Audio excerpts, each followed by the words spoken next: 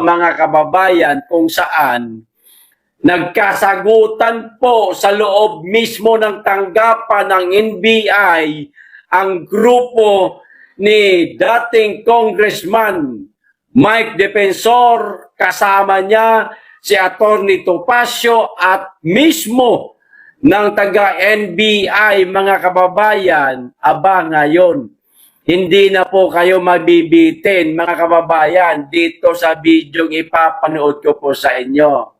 Palagay ko karugtong ito sa kahapon, mga kababayan. Kahapon, live yun na ginawa ni Mike Defensor. Ito, maaari recorded ito, kaya hindi ito kaagad lumabas kahapon kasi inedit pa yata ito. Nilagyan pa po ng mga subtitle para mas maintindihan po natin ang naging mainit na sagutan kahapon sa loob mismo ng tanggapan ng NBI, mga kababayan. O eto na ho yung video. Panoorin po natin. Kayo na lamang po ang humusga sa mga taga-NBI, mga kababayan, kung tama ba ang ginawa nila sa grupo nila dating Congressman Mike Defensor at ng kanyang abogado na si Atty. Topacio. O eto na po, simulan na po natin. Ombudsman has deputized the NBI to investigate. But outside of the Ombudsman's deputization, the NBI also has plenary power to investigate matters, motu proprio. And so, please don't be of the impression na all this is just because of the issue of the alleged 18 Marines, no? So, this can go beyond that. So what are you exactly investigating with respect to Okay, it? so- You tell me, because you're being overbroad. Hindi ganyan. So, ganito na lang, sir. So, we have prepared individual interview rooms for We do not consent. We already made it clear. No, We do not you, consent. you may accompany your client. Never mind. So, It does all not your matter. queries- We do not consent. We want to make it clear. We do not consent. To ask Which the question. part of no? We do not consent to be interviewed at all. We want to leave, and there is nothing in the law that will prevent you from us leaving here now. Okay. So, if that's the case, sir, then If you just want, have you it can on issue us record. other subpoena for another thing as long as it is relevant. When you say that the NBI has motu proprio powers, that power is not unlimited. It does not amount to a roving commission. We know that eh. Huwag na tayong bulahan panyera. Ang bihira naman tayo eh. Ano bang gusto nyo sa kliyente ko? Identity. Hindi nyo kilala. I mean, not to be condescending, but hindi nyo kilala. Oh, Ganito, sir. We can answer those questions in the right forum. We have an interview room where you may be present. No, we're not. Kasi you want We are answers not to your going to questions, be sir. interviewed. We are not Sorry. going to be interviewed. Yes. Earl Mundo, you said you have plenary powers as the National Bureau of Investigation. Can you imagine, you're going through a budget deliberations in Congress. You're spending resources of the government investigating a non-crime. Walang krimen dito. I knew you were used during the Napoles investigation. May krimen doon. May scam. You were used in the PhilHealth scam. But ngayon, in plenary powers, you're expanding you to investigate these people. Sir, excuse me. These people, as you say, they're witnesses. They're allegations of crime here. Remember, the 18 Marines. Yeah, you want to establish first their identity. So you establish their identity. Now, if you want to investigate the affidavit, you investigate the substance. Pero for you to say na yung deputization nyo can go beyond the ombudsman, again, I'll repeat, you will go through a budget deliberations. And you are already saying that the NBI is doing this. Spending of the resources of government, investigating a non-crime. Sir, I'm just warning the NBI, wala naman antay dito. I understand you. Yes, sir. Sir, just to be clear, Attorney Mark Santiago. yes, Attorney Mark Santiago said we respect all your sentiments at hindi kami maglalagpas doon sa aming mandate Ito po is yung background investigation. Okay. At saka credibility verification. Yun lang po. Tapos yung credibility, yes sir. Let me finish na sir. Let me finish. No. Sinabi mo hindi kayo lalampas. Lumalampas ka na ngayon eh. No sir, Oh. I'm explaining. Let's not be overly dramatic sir. Simple lang po. If you want, i-discuss po natin lahat sir. Sasabihin ko lang po na credibility verification. Kasama po doon yung statements nyo kung credible ba o hindi. Yun lang po sir. Yun lang po. Sana maintindihan nyo. Yung statements nyo kung consistent ba with evidence, consistent ba with yung logic, lahat po yun. Kasi bago po mag-imbestiga yung ombudsman, yun po yung gagawin natin. Hindi po kami mag-imbestiga ng iba pa.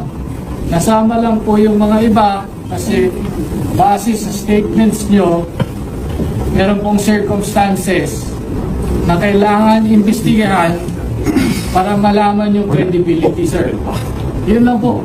So other than that, if you will refuse, of course you can refuse, sir. We're just here to inform you na yun po yung proceedings na mangyayari. Okay. Yung credibility po na sinasabi nyo, so yung beyond the identity, you also want to establish the credibility of the victim. As stated in the declaration, sir.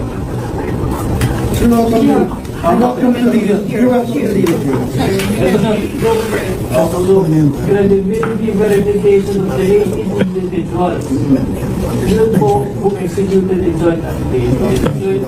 Kasi sir, you filed a complaint to the ombudsman. The ombudsman deputized us to conduct background and credibility verification for their proceedings. I just want to know, do you really want to execute the affidavit as part of the affidavit? It's on the revised definitely there should be this. There is basic, it will be revealed later on. So right now, as you can see, we're being, this is a semi-public forum, so we don't want to discuss that here. But it will be disclosed during the interview, which you are welcome to participate. So, is it okay to disclose only see the Oh, no, not here, not here, not here. other witnesses will be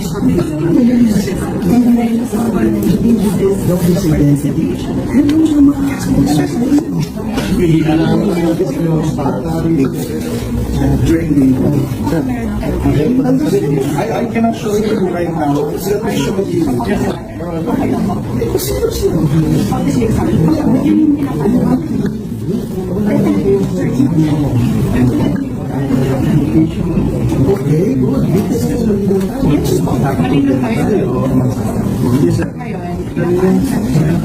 okay?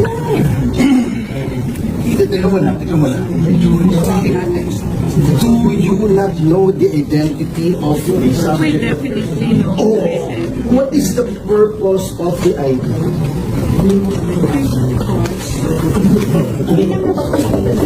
Hindi siya nakapag-usapan yun ni Atty. Baligod. Oo, ikaw, sabi ko, Atty. Raimundo, meron pa kayong duda that this person in front of you is Secretary Mike Defensor? Wala po, wala po. Oh, eh, yun Already naman pala eh. established that. Oh, eh, tapos. So, can we leave now? Yes, sir. Oh, thank you. Thank you, sir. But sir, Thank let you me for just coming. make it clear, no? I just want to respond to the allegation earlier that we're investigating a non-crime. That's not true po. As you can see in the joint affidavit of the quote 18 Marines, may allegations po of graft and corrupt practices, bribery, and other crimes. So, hindi po non-crime ito. May crime po tayo na-investigahan. Okay, sagutin mo ko ngayon. Sagutin mo ko ngayon. Ipapatawag mo pa yung mga binanggit nila. Oh, Yeah. o hindi. O hindi. Tell me now. Para tapos tayo. Sir, So, alam natin kung non-crime o crime ito. Tell me, yes or no? Patatawagin mo ba yung mga binanggit nila? You tell me now. Let me speak. Let me speak. So we will have this Yes or interview now. no? Yes or no? No, yes or no? This is not a court. You can't do that, sir. Huh? Okay, so hindi nyo patatawag. Hindi kasi sinabi niya Let me non-crime. finish, sir. Sinabi niya non-crime. Sinabi mo, hindi non-crime. So, if you're investigating a crime, ang tinuturo ng mga 18 ay maaring, hindi ko sinasabing guilty, maaring gumawa ng krimen, ipatatawag mo ba? Yan. Just tell me, then dumaldal ka na ng dumaldal hanggang gusto mo. Sagutin mo lang ako, oo, hindi. Are you about done, sir? Oh. Okay. Okay. Okay, so we will have investigation. If the evidence points to them, there's sufficient evidence, then we will do so. Ipapatawag din po namin sila. No, So, Tony may proseso Mundo, po, may I proseso. was going to mention that. If you want to establish the identities of the Marines, including myself and my wife, Attorney Levy already stated the IDs were given downstairs and you can verify, and the serial numbers are with him. So, what I'm saying is, if the identities is the one that you want to establish, then that's it. That's why I'm saying it's a non-crime. Now, if it's a crime investigation, then you should call on those they pointed to. Kasi establish yun ang identity. Yun lang ang gusto nyo establish eh. So, once you have established their identities, yung tinuro nila, patawag nyo rin. Now, it becomes a crime. Sir, But if kung sila lang imbestigahan ninyo, then it's a biased crime investigation of the people complaining. sir, hindi po sila iniimbestigahan. They are witnesses. They are Exactly. witnesses. So that's why when I said you establish their identity, then it's downstairs. The serial numbers are with Attorney Baligon. Once it's established, you call the others. The 40 names, including the affidavit, including Sandro Marcos and Bongbong Marcos and Yusek Jojo Cadiz of DOJ. Yan, mga critical yan. Kung sasabihin nyo kayo ipapatawag nyo, 100% I agree with you. Tulong-tulong tayo. Yeah, ba? Okay po.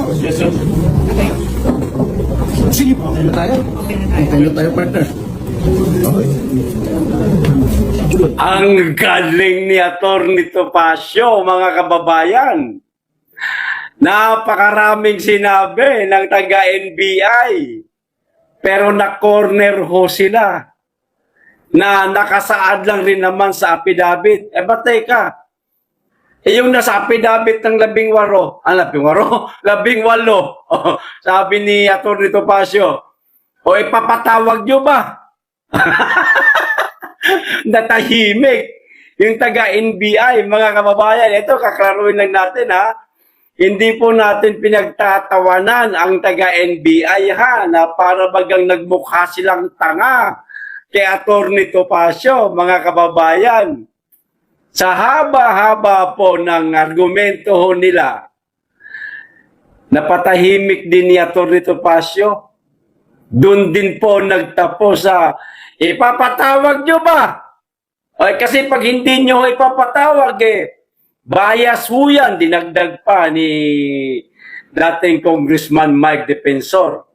Hindi ko alam kung ipapatawag ba talaga, mga kababayan, ng NBI. Baka mamaya, sabi-sabi lang yon. Teka, sandali, imbestigahan lang namin. Imbestigahan daw muna nila, mga kababayan. Itong mga pinangalanan o idinawit ng 18 ex-Marines.